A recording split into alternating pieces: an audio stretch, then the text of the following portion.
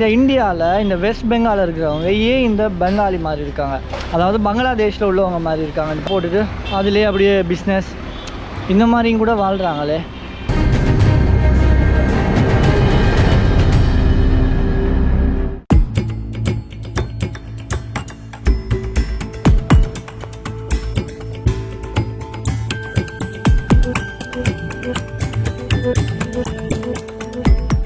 Hello guys, வணக்கம். நான் உங்கள் ஷரோல். இன்றைக்கி வந்து நம்ம இந்தியாவுடைய வெஸ்ட் பெங்கால் ஸ்டேட்டில் கொல்கட்டான்னு சொல்லக்கூடிய இந்தியாவுடைய ஒரு மிகப்பெரிய ஒரு சிட்டியில் தான் நம்ம இன்றைக்கி இருக்கோம்.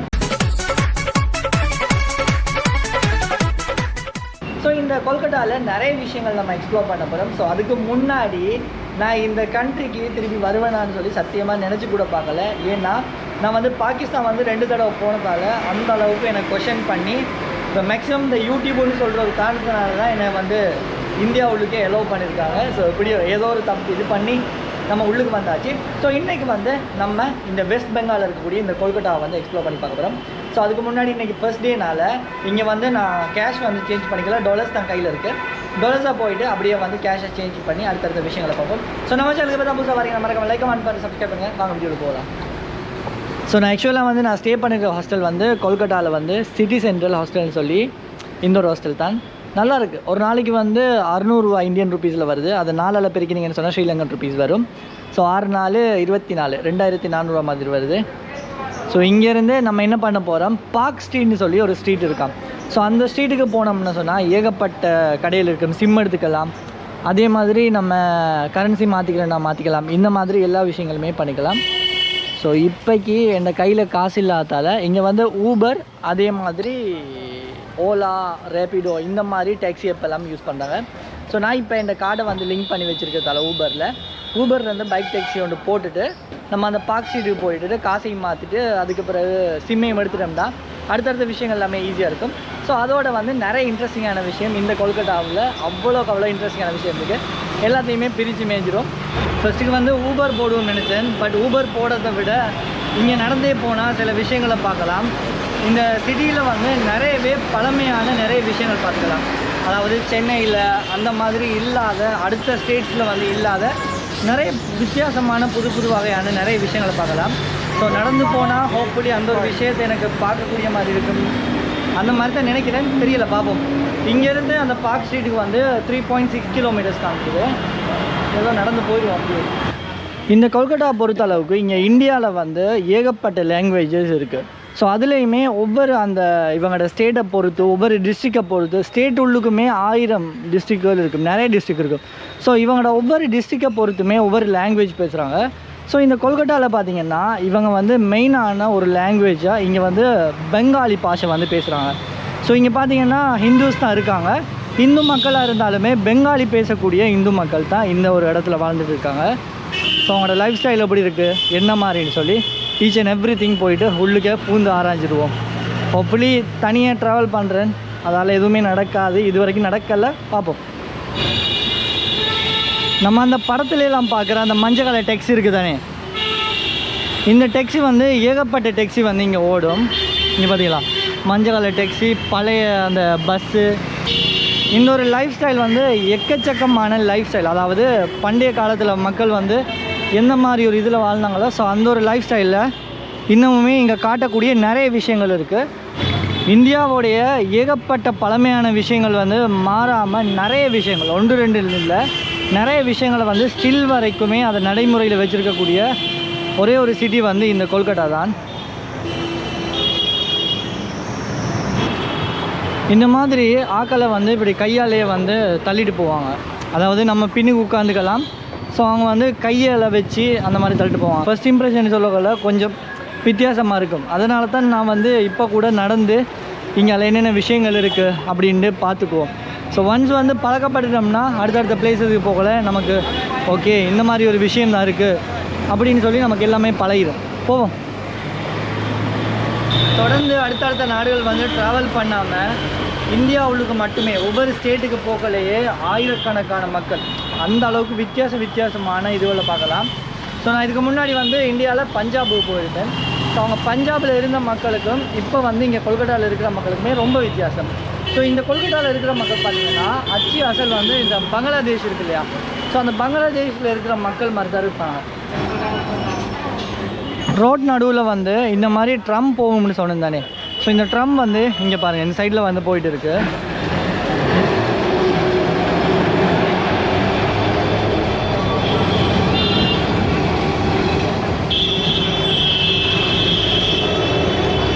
ஸோ இது வந்து ரோட்டில் வந்து வாகனம் ஓடிட்டு இருக்கு, மேலே வந்து கேபிள் மாதிரி போகுது பார்த்தீங்களா. ஸோ இந்த ட்ரம் வந்து இப்போ இந்தியாவில் வந்து நிறைய இடத்துல இல்லை, ஸ்டில் வரைக்குமே இந்த ஒரு ட்ரம் வந்து இயங்கிட்டு இருக்கிற ஒரு பிளேஸ் என்ன சொன்னால் இந்த கொல்கட்டாவில் தான். இது வரைக்குமே இந்த ட்ரம் வந்து ட்ரம்னு சொல்லுவாங்க, அப்படி தான் நான் கேள்விப்பட்ட அளவுக்கு சொன்னாங்க. இந்த ட்ரம்மை வந்து ஸ்டில் வரைக்குமே இந்த ரோட்டில் பாருங்கள் அப்படியே ட்ரெயினோடைய அந்த தண்டவாளம் மாதிரி போட்டுருக்கு தானே, ஸோ அதில் வந்து மேலே வந்து ஒரு கேபிள் மாதிரி போகுது, அதாலே அப்படியே வந்து அந்த ட்ரம் போய்க்குது. ஸோ அந்த ட்ரம் பார்த்திங்கன்னா நம்ம இப்போ பஸ்ஸில் வந்து எந்த அளவுக்கு ஏறி இறங்குறப்போ அதே மாதிரி அந்த ட்ரம்மில் ஏறிட்டு நம்ம எந்த இடத்துல இறங்குறோமோ அந்த இடத்துல வந்து இறங்கிக்கலாம். ஸோ எப்படி நம்ம பஸ்ஸை யூஸ் பண்ணுறோமோ அதே ஒரு மெத்தடில் தான் யூஸ் பண்ணிக்கிறோம். நிறைய பேருக்கு ஒரு கொஷன் இருக்குது, இந்த இந்தியாவில் இந்த வெஸ்ட் பெங்காலில் இருக்கிறவங்க ஏன் இந்த பெங்காலி மாதிரி இருக்காங்க, அதாவது பங்களாதேஷில் உள்ளவங்க மாதிரி இருக்காங்கன்னு பார்த்தீங்கன்னா, இந்த பார்ட்டிஷனுக்கு அதாவது இந்த இந்தியா வந்து சுதந்திரம் அடைகிறதுக்கு முன்னாடி வந்து இந்தியா, அதே மாதிரி பாகிஸ்தான், அதே மாதிரி பங்களாதேஷ், இந்த மாதிரி நாடுகள் எல்லாமே ஒரே நாடாக தான் இருந்துச்சு. ஸோ அந்த ஒரே நாடு வந்து அப்படி பிரிஞ்சதால் பாகிஸ்தான் சொல்லி ஒரு ரீஜனும், அங்கிட்டு வந்து இந்தியா, அந்த மாதிரி பிரிஞ்சதில் தான் பங்களாதேஷ் வந்து இங்கேருந்து பிரிஞ்சிருக்கு. ஸோ இந்த இடத்துல இருந்து பங்களாதேஷுக்கு வந்து நம்ம போகிறோன்னு சொன்னால் ரொம்பவே கிட்ட போர்டர் க்ராஸ் பண்ணி போய்க்கலாம். ஸோ அந்த ஒரு இதால் வந்து எப்படி வந்து நம்ம பஞ்சாபில் வந்து பாகிஸ்தானில் அங்கே இருக்கிற பஞ்சாபையும் இங்கே இருக்கக்கூடிய இந்தியாவில் இருக்கிற பஞ்சாபையுமே பார்த்தோமோ, அதே மாதிரி இந்த இடத்துல பார்த்திங்கன்னா அங்காள சைடில் பங்களாதேஷில் இருக்கிறது வந்து பங்களாதேஷியராக இருப்பாங்க, இங்கே இருக்கிறவங்க இந்தியன் பெங்கால்ஸாக இருப்பாங்க. ஸோ அதாவது இந்தியாவுக்குரிய பெங்கால் மொழி பேசக்கூடிய மக்களாக இருப்பாங்க, அங்கே வந்து பங்களாதேஷுக்குரிய பெங்கால் மொழி பேசக்கூடிய மக்களாக இருப்பாங்க. இந்த வெஸ்ட் பெங்காலில் இருந்து 3 நாட்டுக்கு வந்து நம்ம போர்டர் க்ராஸ் பண்ணிக்கலாம். ஒன்றாவது பார்த்திங்கன்னு சொன்னால் பங்களாதேஷுக்கும், அடுத்தது வந்து நேபாளுக்கும், அடுத்தது வந்து பூட்டானுக்கும். ஸோ இந்த 3 நாட்டுக்குமே இந்த வெஸ்ட் பெங்காலில் இருந்து நம்ம ஈஸியாக வந்து போர்டர் க்ராஸ் பண்ணி போய்க்கலாம். ஸோ ஆக்சுவலாக வந்து என்னோடய பிளானில் வந்து முதலாவது இங்கேருந்து நேபாள் போகிறதா இருந்தேன், பட் நேபாளை வந்து இப்போதைக்கு ஸ்கிப் பண்ணிட்டேன். என்ன விஷயத்துக்கான்னு பார்த்தீங்கன்னா, நேபாள் வந்து இங்கேருந்து போயிட்டு நேபாளிலேருந்து ஸ்ரீலங்காவுக்கு வந்து ஃப்ளைட் காஸ்ட் வந்து ரொம்ப அதிகமாக இருக்குது, அண்ட் வந்து எனக்கு இந்தியன் வீசா வந்து முடிஞ்சிடும். ஸோ இந்தியாவுக்கும் எனக்கு அகைன் வரையலாம். ஸோ அந்த மாதிரி ஒரு சுச்சுவேஷனால் அப்படி நம்ம பிளான் வந்து சேஞ்ச் ஆகிட்டு ஆல்மோஸ்ட் வந்து ஒரு 2 கிலோமீட்டர்ஸுக்கு மேலே நடந்து வந்துட்டேன். இந்த மாதிரி தான் இருக்குது மக்களுடைய லைஃப் ஸ்டைல்ஸ் எல்லாமே. இன்னொரு இடத்துல வந்து பள்ளிவாசல் ஒன்று இருக்குது பார்த்தீங்களா இங்கே சைடில்.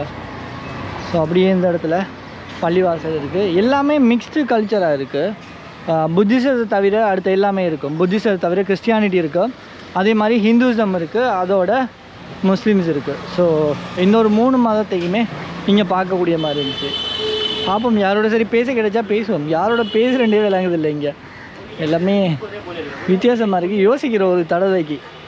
ஏன்னா எனக்கு வந்து ஃபஸ்ட்டுன்னு சொல்கிறதால எல்லாமே இப்போ வியட்நாமில் இருந்துட்டு நிறைய விஷயங்கள் நம்ம நிறைய டெக்னாலஜியான நிறைய விஷயங்கள் பார்த்தோம், நிறைய வளர்ச்சியான விஷயங்களை பார்த்துட்டு சடனாக இங்கே வரக்குள்ள இந்தியாவோடைய இந்த ஒரு ஸ்டேட் பார்த்திங்கன்னா, இந்த ஒரு ஸ்டேட்டுக்கு வந்து அடுத்த இடங்கள் வந்து கொஞ்சம் நல்லா இருக்குமாக்கும் தெரியலை. நான் இப்போ போகிற இடங்கள் எல்லாமே பார்த்திங்கன்னா மக்களுடைய என்ன சொல்கிறது, அந்த லைஃபோடைய என்ன சொல்கிறது லோக்கலான ஒரு தன்மையை கொஞ்சம் பார்க்கக்கூடிய மாதிரி இருக்குது. ஸோ எல்லா கண்ட்ரீஸ்லேயுமே அப் அண்ட் டவுன் இருக்குது. அதே மாதிரி இங்கே இருக்கக்கூடிய நார்மலான மக்கள் அவனோட லைஃப் ஸ்டைல் எப்படி இருக்குது, இந்த மாதிரி ஒரு விஷயத்தை பார்த்துட்டு தான் போகிறோம்.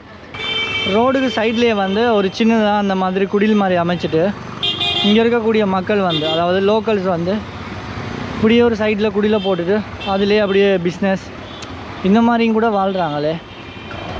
இங்கே அப்படியே வந்து அந்த பார்க் ஸ்ட்ரீட்டுக்கு போகும்போது வரக்கோலே இங்கே வந்து டாலர்ஸை சேஞ்ச் பண்ணுறதுக்கு ஒரு கடை ஒன்று இருக்குது. இங்கே வந்து டாலர்ஸ் சேஞ்ச் பண்ணி ஹாய். ஆஹா, லுக் ரொம்ப கடைசா இருக்கே. கல்கத்தா அடி எப்படி இருக்குன்னு தெரியலையே.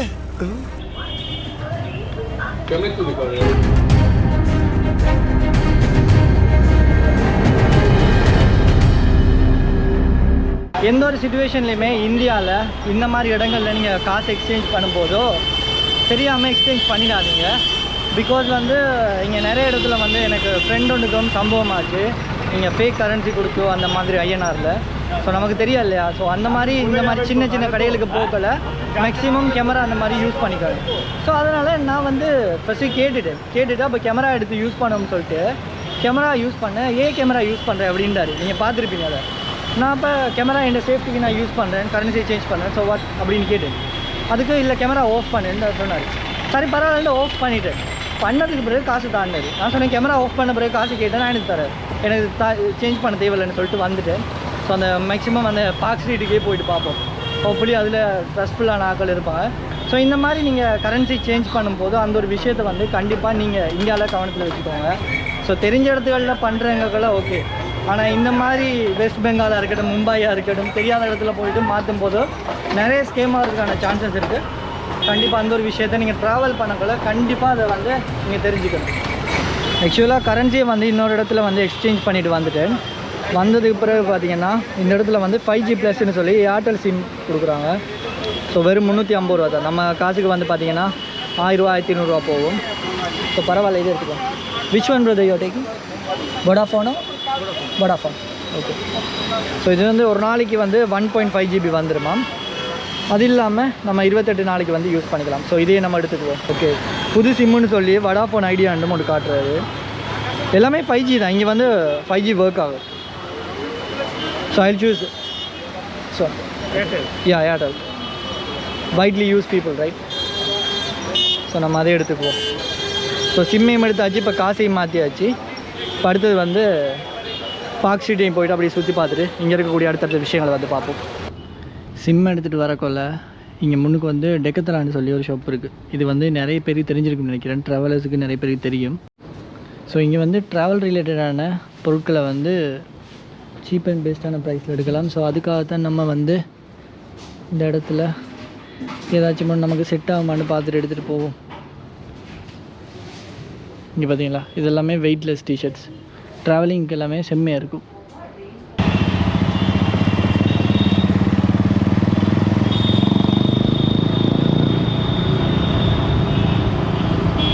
இப்போ காய்ஸ் அந்த ஒரு இடத்துல இருந்து இங்கே ஹவுரா பிரிட்ஜுக்கு போகணும்னு சொல்லிட்டு ஹவுரா பிரிட்ஜுக்கு பக்கத்துலேயே வந்துருக்கேன்.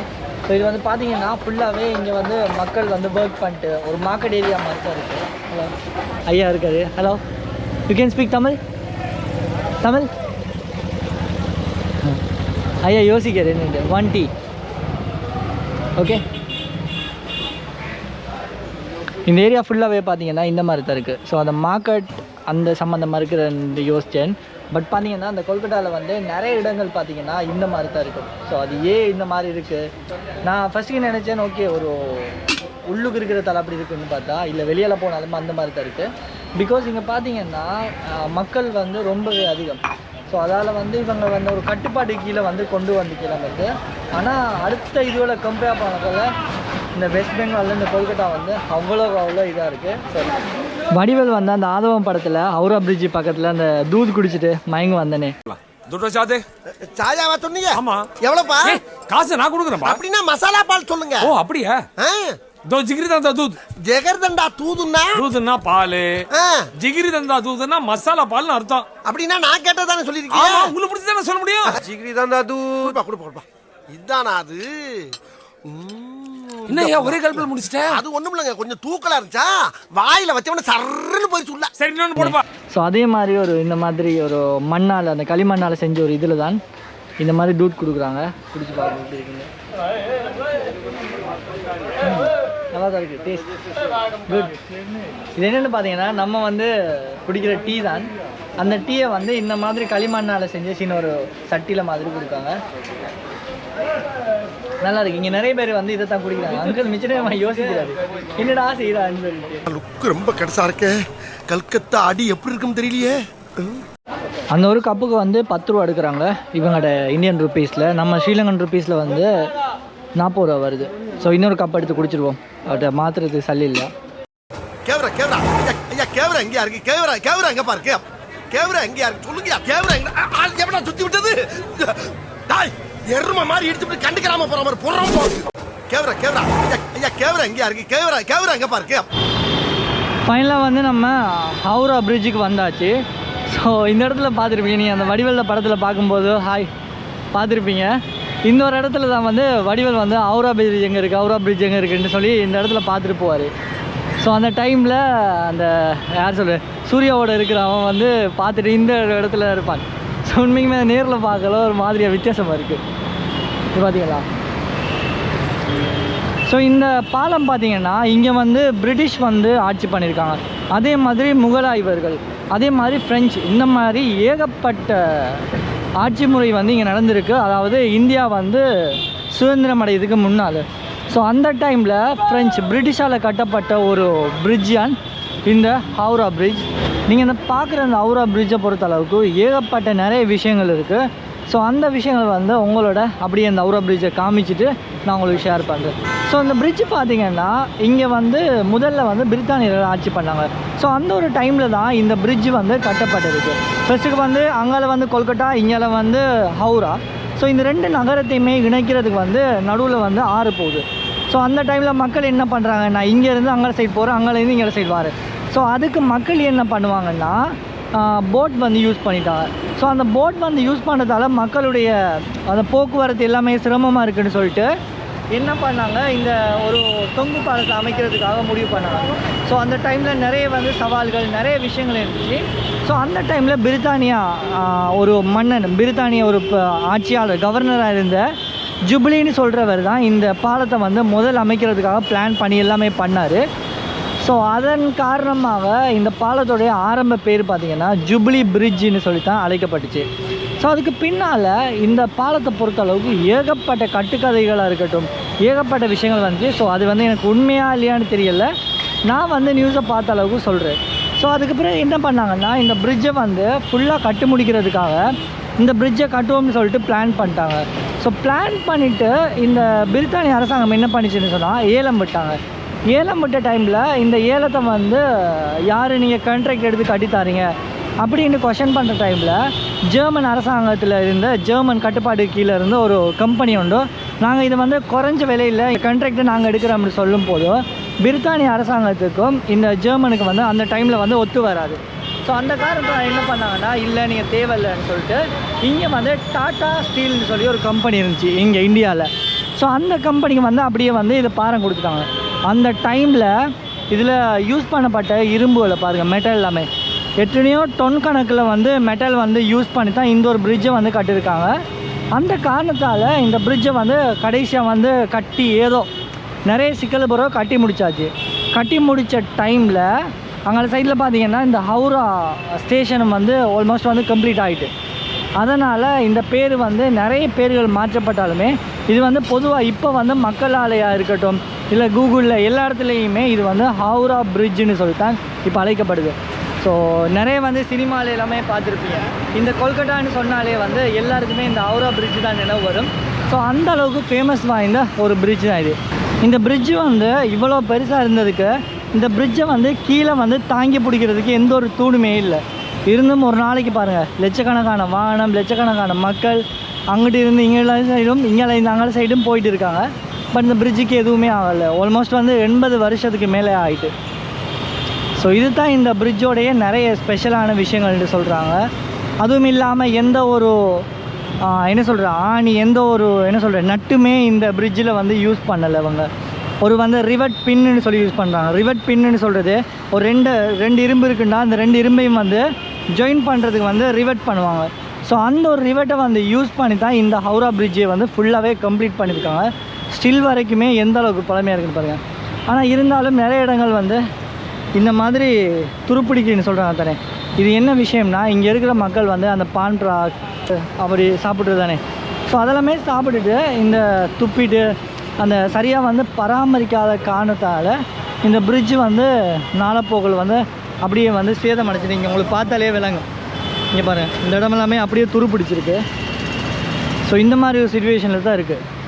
இருந்தும் இது ஏன் இந்தியன் கவர்மெண்ட் வந்து பார்க்குறாங்கல்ல, இதை வந்து கொஞ்சம் ப்ராப்பராக ஒரு முக்கியமான ஒரு விஷயம் தானே. ஸோ இதை ப்ராப்பராக எந்த அளவுக்கு பாதுகாத்து வைக்கலாம் தெரியல.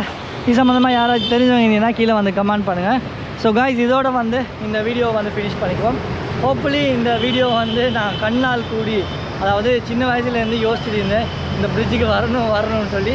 ஆல்மோஸ்ட் வந்து என்னோட நீங்கள் டிஜிட்டல் ட்ராவல் பண்ணி இந்த ஹவுரா பிரிட்ஜை பார்த்துட்டீங்க. ஸோ ஸோ காய்ஸ் இதோட வந்து இந்த வீடியோ ஃபினிஷ் பண்ணிக்கொள்கிறேன். இன்னொரு வீடியோ சந்திப்போம். சப்ஸ்கிரைப் பண்ணி கண்டிப்பாக சப்ஸ்கிரைப் பண்ணிட்டு அடுத்த வீடியோவுக்கு வெயிட் பண்ணுங்கள். பாய்.